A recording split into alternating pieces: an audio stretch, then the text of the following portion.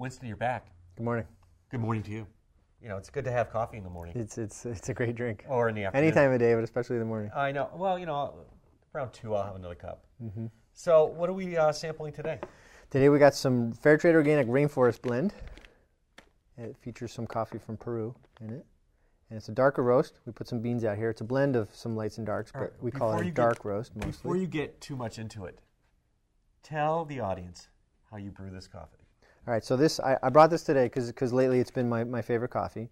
And I brew it in a drip pot, and I drink raw honey. It's from Champlain apiaries, and raw. It's whipped. It's not pasteurized, cooked, whatever. And with half and half, and it's a cup this size about, and it's a whole teaspoon of raw honey. Most people think it's really gross, and then quite a bit of half and half. It's almost like a café au lait, the French style, and it's a great way to start the day. Really? Try it, raw honey. And it doesn't drip. It doesn't make a mess on the counter. Regular honey drips all over the place. So this you can spoon it in. And, Huh.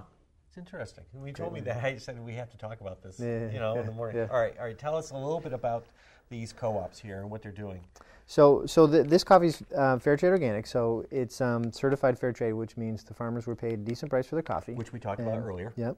And then in this particular coffee, it has some coffee in it it's a co-op called Chirinos. It's in northern Peru, and we're doing a project with them where we're helping fund a compost project for them. And you think about farmers coming from tropical parts of the planet where there's lots of leaves and things, but they still have a problem with compost and feeding their soil, right? Because coffee trees make tons of cherries. It's amazing, and they need lots of nutrients and fertilizer. And it's interesting to talk about this now because it's growing season here in Vermont, right? So we're helping fund them. They're just wrapping up. They're finishing a compost facility right near the co-op, and I bet it's about as big as this building, and where they're going to make compost. And they're also going to train people in the co-op how to make their own little mini compost facilities in further areas outside of where the co-op is based. And you were telling us the farmers have to walk a mile? A day? Well, there's a couple farmers who live really far away from this particular facility, and so there's no way that they could come there to buy or get the compost at a deal and bring it home. So and then over their shoulder. Yeah, and then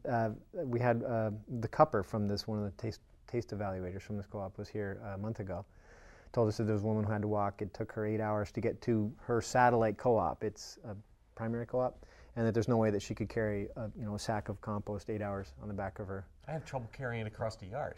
Yeah, me too. And I have my truck, so it's yeah. All right, so fair trade, organic, and on the side here you've got the grind, the style, auto drip, medium, style French press, coarse, espresso, fine. So directions. Yeah. Those are the directions right there. Yeah. You love this coffee. I do. Yeah.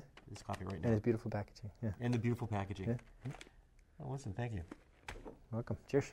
Cheers. Coffee.